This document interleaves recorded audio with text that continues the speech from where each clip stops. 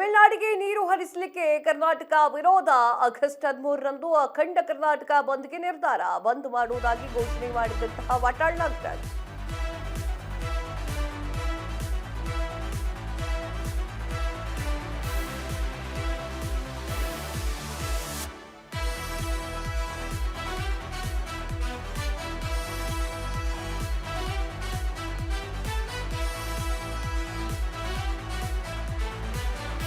ತಮಿಳುನಾಡಿಗೆ ನೀರು ಹರಿಸಲಿಕ್ಕೆ ಕರ್ನಾಟಕ ವಿರೋಧ. ಆಗಸ್ಟ್ 13ರಂದು ಅಖಂಡ ಕರ್ನಾಟಕ ಬಂದ್ಗೆ ನಿರ್ಧಾರ. ಬಂದ್ ಘೋಷಣೆ ಮಾಡುವುದಾಗಿ ವಾಟಾಳ್ ನಾಗರಾಜ್ ಹೇಳಿದ್ರು. ಬಂದ್ ನಡೆಸುವ ಬಗ್ಗೆ ಇಂದು ಮಹತ್ವದ ಮೀಟಿಂಗ್. ಇಂದು ರೈತ ಹಿತ ರಕ್ಷಣಾ ಸಮಿತಿಯಿಂದ ಮಹತ್ವದ ಸಭೆ. ಬಂದ್ ಬೆಂಬಲಿಸುವ ಬಗ್ಗೆ ಸಭೆಯಲ್ಲಿ ನಿರ್ಧರಿಸಲಿರುವಂತಹ ಸಂಘಟನೆ. ಬಂದ್ಗೆ ಬೆಂಬಲ ನೀಡಿದ್ರೆ ಪ್ರತಿಭಟನೆಗೆ ರೂಪರೇಷೆ ಬಗ್ಗೆ ಚರ್ಚೆ. ಸಭೆಯಲ್ಲಿ ರೈತರು, ವಿವಿಧ ಸಂಘಟನೆಗಳ ಪದಾಧಿಕಾರಿಗಳು ಭಾಗಿ. ಇದು ಕತೆ ಒಂದು ತಿಂಗಳ ಹಿಂದಿನ ಕತೆ. ಏನ್ ಕತೆ ಇದು? ಸರಿಯಾದ ಮಳೆ ಬರ್ತಾ ಇರಲಿಲ್ಲ. ನಮಗೆ ಕುಡಿಯಕ್ಕೆ ನೀರಿರಲಿಲ್ಲ. ನಾವೇ ಕುಡಿಯಕ್ಕೊಂದು ನೀರು ಇಟ್ಟುಕೊಂಡು ಏನು ಕೃಷಿ ಚಟುವಟಿಕೆಗಳಿಗೆ ನೀರು ಕೊಡೋದನ್ನ ನಿಲ್ಲಿಸಿದ್ವಿ. ಇದರ ಮಧ್ಯದಲ್ಲಿ ಕಾವೇರಿ ನೀರನ್ನ ತಮಿಳುನಾಡಿಗೆ ಬಿಟ್ಕೊಡ್ಬೇಕು ಅಂತ ಹೇಳಿ ಒಂದಿಷ್ಟು ಮಾತುಕತೆಗಳನ್ನ ಮಾಡಲಾಗುತ್ತೆ. ಮತ್ತೆ ಹೈಕೋರ್ಟ್ ಹೇಳಿರುವಂತಹ ತೀರ್ಪನ್ನ ಎತ್ತಿ ಹಿಡಿಯುವಂತಹ ಕೆಲಸವೂ ಕೂಡ ಆಗುತ್ತೆ. ಸೊ ಹಂಗಿರ್ಬೇಕಾದ್ರೆ ನಾವು ಕಾವೇರಿಯನ್ನ ಕಳಿಸೋದಿಲ್ಲ ಅಂತ ಹೇಳಿ ಸಾಕಷ್ಟು ರೀತಿಯಲ್ಲಿ ನಾವು ಹೇಳಾಗಿತ್ತು. ಆದ್ರೂ ಕೂಡ ಸರ್ಕಾರವೂ ಕೇಳ್ತಿರ್ಲಿಲ್ಲ, ತಮಿಳುನಾಡವರು ಕೇಳ್ತಿರ್ಲಿಲ್ಲ, ಯಾರು ಕೇಳ್ತಿರ್ಲಿಲ್ಲ. ಆಗ ಕನ್ನಡ ಪರ ಹೋರಾಟಗಾರರು, ವಿವಿಧ ಸಂಘಟನೆಗಳು ಎಲ್ಲವೂ ಸೇರ್ಕೊಂಡು ಡಿಸಿಷನ್ ತೆಗೆದುಕೊಂಡಿದ್ರು. 13ನೇ ತಾರೀಕು ನಾವು ಕರ್ನಾಟಕ ಬಂಧನ ಮಾಡ್ತೀವಿ, ಕಾವೇರಿಯನ್ನು ನಾವು ಯಾವುದೇ ಕಾರಣಕ್ಕೂ ಕೂಡ ತಮಿಳುನಾಡಿಗೆ ಕಳಿಸೋದಿಲ್ಲ ಅಂತ ಹೇಳಿ. ಈಗ ಕಾವೇರಿ ನೀರನ್ನ ತಮಿಳುನಾಡು ಕಳ್ಸೋಕ್ಕೆ ನಾವು ರೆಡಿ ಇಲ್ಲ ಅಂತ ಹೇಳಿ ಅವರು ಪ್ರತಿಭಟನೆಯನ್ನ ಮಾಡೋದು, ಹಾಗೆ ಬಂಧನ ಮಾಡೋದು ನಡೀತಾ ಇದೆ. ಅಂದರೆ ಮಳೆಯೂ ಕೂಡ ಬರ್ತಾ ಇದೆ. ನಮ್ಮ ಹತ್ರ ಇಟ್ಕೊಂಡು ನಾವು ಕೊಡೋದ್ರಲ್ಲಿ ತಪ್ಪಿಲ್ಲ. ಬಟ್ ನಮ್ಮ ಹತ್ರನೇ ಇಲ್ಲ ಅಂತಂದ್ರೆ ನಾವು ಕೊಡೋದಿಲ್ಲ ಅಲ್ವಾ?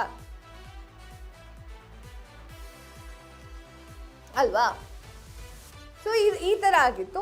ಆಗಸ್ಟ್ 13ನೇ ತಾರೀಕು ನಾವು ಕರ್ನಾಟಕ ಬಂದ್ ಮಾಡ್ತೇವೆ ಅಂತ ಹೇಳಿದ್ರು. ಸೊ ಅದೇ ರೀತಿಯಾಗಿ ಆಗಸ್ಟ್ 13ನೇ ತಾರೀಕು ಇನ್ನೊಂದು 3 ದಿನ ಇದೆ, ಬಂದ್ ಮಾಡುವ ಸಾಧ್ಯತೆಗಳಿದ್ದಾವೆ. ಎಲ್ಲ ರೆಡಿ ಮಾಡ್ಕೊಳ್ಳಲಾಗಿದೆ.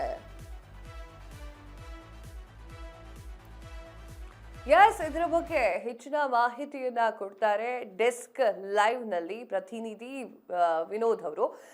ವಿನೋದ್, ಈಗ ನೆಕ್ಸ್ಟ್ 13ನೇ ತಾರೀಕು, ಆಗಸ್ಟ್ 13ನೇ ತಾರೀಕು ಕರ್ನಾಟಕ ಬಂದ್ ಆಗುತ್ತಾ ಅಥವಾ ಏನ್ ಡಿಸಿಷನ್ ತೆಗೆದುಕೊಂಡಿದ್ದಾರೆ? ಮಳೆ ಜಾಸ್ತಿ ಆಗ್ತಾ ಇದೆಯಾ? ಕಾವೇರಿ ನೀರು ಜಾಸ್ತಿ ಆಗಿದೆಯಾ? ಏನ್ ಕತೆ? ಕಾವ್ಯ ಹೆಗಡೆ ಈ CWRC ಮತ್ತು CWMA ತೀರ್ಪು ಕೊಡುತ್ತೆ. ಅಂದರೆ ತಮಿಳುನಾಡು ಪರವಾಗಿ 3500 ಕ್ಯೂಸೆಕ್ ನೀರನ್ನ ಪ್ರತಿದಿನ ಹರಿಬಿಡಬೇಕು 15 ದಿನಗಳ ಕಾಲ. ಅಥವಾ CWRC ಒಂದು ಆದೇಶವನ್ನು CWMA ಎತ್ತಿಡಿತೆ. ಇದರ ವಿರುದ್ಧ ಕೆಂಡಕಾರತಕ್ಕಂಥ ಕನ್ನಡ ಪರ ಸಂಘಟನೆಗಳು, ಕೇವಲ ಕನ್ನಡ ಪರ ಸಂಘಟನೆಗಳು ಅಷ್ಟೇ ಅಲ್ಲ, ಒಂದು ರೈತ ಒಕ್ಕೂಟಗಳು ಸಹ ಒಂದು ಇದ್ರ ವಿರುದ್ಧ ಸಿಡಿದೆದ್ದು ಈಗ ಕರ್ನಾಟಕ ಬಂದ್ ಅಂದರೆ ಆಗಸ್ಟ್ 13ನೇ ತಾರೀಕಿಗೆ ಕರ್ನಾಟಕ ಬಂದ್ಗೆ ಕರೆ ನೀಡಿದ್ದಾರೆ. ಈಗಾಗಲೇ ಒಂದು ಹಂತದ ಮಾತುಕತೆ ಈಗಾಗಲೇ ಕನ್ನಡ ಪರ ಸಂಘಟನೆಗಳಾಗಿರಲಿ, ಜೊತೆಗೆ ರೈತ ಸಂಘಟನೆಗಳಾಗಿರಲಿ, ಜೊತೆಗೆ ಬೇರೆ ಬೇರೆ ಸಂಘಟನೆಗಳು ಒಂದು ಹಂತದ ಮಾತುಕತೆ ಮುಗಿದೋಗಿದೆ. ಇನ್ನು ಇವತ್ತು 2ನೇ ಹಂತದ ಮಾತುಕತೆಯ ಒಂದು ಸಭೆ ಇದೆ. ಸಭೆಯಲ್ಲಿ ಹೋರಾಟಗಳು ರೂಪರೇಷೆ ಯಾವ ತರ ಇರಬೇಕು ಅನ್ನೋ ಬಗ್ಗೆ ಚರ್ಚೆ ಆಗುತ್ತೆ. ಯಾಕಂದ್ರೆ ಮೊದಲ ಬಾರಿ ಮೀಟಿಂಗ್ ಆಗತಕ್ಕಂಥ ಸಂದರ್ಭದಲ್ಲಿ ಪರಿಸ್ಥಿತಿಯೇ ಬೇರೆ ಇತ್ತು. ಈಗ ಇವತ್ತು ಆಗ್ತಕ್ಕಂಥ ಮೀಟಿಂಗ್ಗೆ ಒಂದು ಪರಿಸ್ಥಿತಿನೇ ಬೇರೆ ಇದೆ. ಯಾಕಂದ್ರೆ ಅವಾಗ ಮಳೆ ಇರಲಿಲ್ಲ. ಈಗ ಕಳೆದ ಕೆಲವೊಂದಿಷ್ಟು ದಿನಗಳಿಂದ ನಿರಂತರ ಮಳೆ ಆಗ್ತಿದೆ. ಸ್ಪೆಷಲಿ ಆ ಒಂದು ಕಾವೇರಿ ಕೊಳದ ಭಾಗದಲ್ಲಿ ಸಾಕಷ್ಟು ಮಳೆ ಆಗಿದೆ. ಆ ಒಂದು ಕಾರಣಕ್ಕೆ ಆ ಒಂದು ನೀರು ಒಂದು ವೇಳೆ ಮಳೆ ಬಂದಿರತಕ್ಕಂಥ ಕಾರಣದಲ್ಲಿ ನಮಗೆ ನೀರಷ್ಟು ಸ್ಟಾಕ್ ಇದೆ. ಒಂದು ವೇಳೆ ಬಿಟ್ಟರೆ ನಮಗೆ ಏನೋ ತೊಂದರೆ ಆಗುತ್ತೆ. ಜೊತೆಗೆ ರಾಜ್ಯ ಸರ್ಕಾರ ಈಗ ಸ್ಪಷ್ಟವಾಗಿ ಹೇಳಿದೆ ಒಂದು ಕೃಷಿಗೆ ನೀರು ಹರಿಸಲ್ಲ ಅಂದ್ಬಿಟ್ಟು. ಸೊ ಹೀಗಾಗಿ ಈ ಎಲ್ಲ ವಿಚಾರದ ಬಗ್ಗೆ ಚರ್ಚೆ ಆಗುತ್ತೆ. ಜೊತೆಗೆ ಒಂದು ಹೋರಾಟದ ರೂಪುರೇಷೆಗಳು ಏನಿರಬೇಕು, ಎಷ್ಟು ಸಂಘಟನೆಗಳು ತಮಗೆ ಬೆಂಬಲ ಕೊಡ್ತವೆ, ಈ ಒಂದು ಹೋರಾಟ ಕೇವಲ ಕಾವೇರಿ ಕೊಳದಲ್ಲಿರ್ತಕ್ಕಂಥ ಜಿಲ್ಲೆಗಳಿಗೆ ಮಾತ್ರ ಸೀಮಿತ ಆಗಿರುತ್ತಾ ಅಥವಾ ಬೆಂಗಳೂರಿಗೆ ಸೀಮಿತವಾಗುತ್ತಾ ಅನ್ನೋದು ಚರ್ಚೆ ಆಗುತ್ತೆ. ಇನ್ನು ಜೊತೆಗೆ ಅಖಂಡ ಕರ್ನಾಟಕ ಬಂದ್ ಮಾಡೋದ್ರ ಬಗ್ಗೆನೂ ಚರ್ಚೆ ಆಗುವ ಸಾಧ್ಯತೆಗಳು ದಟ್ಟವಾಗಿದೆ. ಇದೊಂದು ಕಡೆ ಆದರೆ ಕೆಲವಷ್ಟು ತುರ್ತು ಪರಿಸ್ಥಿತಿಗಳಿರ್ತಾವಲ್ಲ, ಅಂದರೆ ಎಮರ್ಜೆನ್ಸಿಗಳಿರ್ತಾವಲ್ಲ, ಅವುಗಳಿಗೆ ಒಂದು ಇದರಲ್ಲಿ ವಿನಾಯಿತಿ ನೀಡಬೇಕನ್ನೋ ಬಗ್ಗೆ ಚರ್ಚೆ ಆಗುತ್ತೆ. ಇಲ್ಲಿ ಕೇವಲ ರೈತ ಸಂಘಟನೆಗಳೆಲ್ಲ, ಕನ್ನಡ ಪರ ಸಂಘಟನೆಗಳು, ಇನ್ನು ಸಾಕಷ್ಟು ಸಾರಿಗೆ ಒಕ್ಕೂಟಗಳಾಗಿರಲಿ, ಜೊತೆಗೆ ಖಾಸಗಿ ಒಕ್ಕೂಟಗಳಾಗಲಿ ಭಾಗಿಯಾಗಿ ಒಂದು ರೂಪುರೇಷೆ ಸಿದ್ಧಪಡಿಸಿ ತದನಂತರ ಒಂದು ಆಗಸ್ಟ್ 13 ತಾರೀಕು ಏನು ಒಂದು ಡೇಟ್ ಕೊಟ್ಟಿದ್ದಾರೆ, ಒಂದು ಕರ್ನಾಟಕ ಬಂದು ಅದನ್ನ ಯಥಾವತ್ತಾಗಿ ಮಾಡ್ತಾರೆ. ಯಾಕಂದ್ರೆ ಏಕಾಏಕಿ ಕರ್ನಾಟಕ ಬಂದ್ ಮಾಡೋಕ್ಕಾಗಲ್ಲ. ಅದರಿಂದ ನಾವು ಕರ್ನಾಟಕ ಬಂದ್ ಮಾಡೋದಕ್ಕೆ ಒಂದು ಪರ್ಮಿಷನ್ ತೆಗೆದುಕೊಳ್ಬೇಕು. ಯಾಕಂದ್ರೆ ಇವರು ಕರ್ನಾಟಕ ಬಂದ್ ಮಾಡಿದ್ರು ಟೌನ್ ಹಾಲಿಂದ ಫ್ರೀಡಂ ಪಾರ್ಕ್ ವರೆಗೂ ಪ್ರತಿಭಟನೆ ಮಾಡ್ಕೊಂಡ್ ಬರ್ತೀನಿ ಅಂತಾರೆ. ಇವರು ಟೌನ್ ಹಾಲಲ್ಲಿ ಪ್ರತಿಭಟನೆ ಮಾಡೋಕ್ಕೆ ಪರ್ಮಿಷನ್ ತಗೋಬೇಕು. ಜೊತೆಗೆ ಫ್ರೀಡಂ ಪಾರ್ಕ್ ನಲ್ಲಿ ಪ್ರತಿಭಟನೆ ಮಾಡೋಕ್ಕೆ DCPಗಳು ಮತ್ತು ACPಗಳ ಲೆವೆಲಲ್ಲಿ ಪರ್ಮಿಷನ್ ತೆಗೆದುಕೊಳ್ಳಬೇಕು. ಹಾಗಾಗಿ ACPಗಳಾಗಲಿ DCPಗಳಿಗೆ ಪರ್ಮಿಷನ್ ಕೊಟ್ಟರೆ ಏನಾಗುತ್ತೆ, ಕೊಡದೇ ಇದ್ದಂಥ ಸಂದರ್ಭದಲ್ಲಿ ನಮ್ಮ ಹೋರಾಟ ಯಾವ ಥರ ಇರಬೇಕು. ಯಾಕಂದರೆ ಪರ್ಮಿಷನ್ ಕೊಡದೇ ಇದ್ರೆ ಅವ್ರನ್ನ ಏಕಾಏಕಿ ಸ್ಥಳಕ್ಕೆ ಬರದಂತೆ ಅವ್ರನ್ನ ಬಸ್ಸಲ್ಲಿ ಎತ್ತಿ ಹಾಕುವ ಸಾಧ್ಯತೆಗಳು ಇರ್ತವೆ. ಒಂದು ವೇಳೆ 144 ಸೆಕ್ಷನ್ ಜಾರಿ ಆದರೆ ನಮ್ಮ ಹೋರಾಟಗಳು ಯಾವ ಥರ ಇರಬೇಕು, ಯಾವ್ಯಾವ ಭಾಗದಿಂದ ಈ ಒಂದು ಹೋರಾಟಕ್ಕೆ ಬರ್ತಾರೆ ಅನ್ನೋ ವಿಚಾರ ಬಗ್ಗೆ ಎಲ್ಲ ಚರ್ಚೆ ಮಾಡಿ ತದನಂತರ ಒಂದು ಆಗಸ್ಟ್ 13 ತಾರೀಕು ಪ್ರತಿಭಟನೆಯನ್ನು ಮಾಡಲಿದ್ದಾರೆ. ಕಾವ್ಯ ಹೆಗಡೆ. ಎಸ್, ತಮ್ಮೆಲ್ಲ ಮಾಹಿತಿಗಾಗಿ ಧನ್ಯವಾದಗಳು.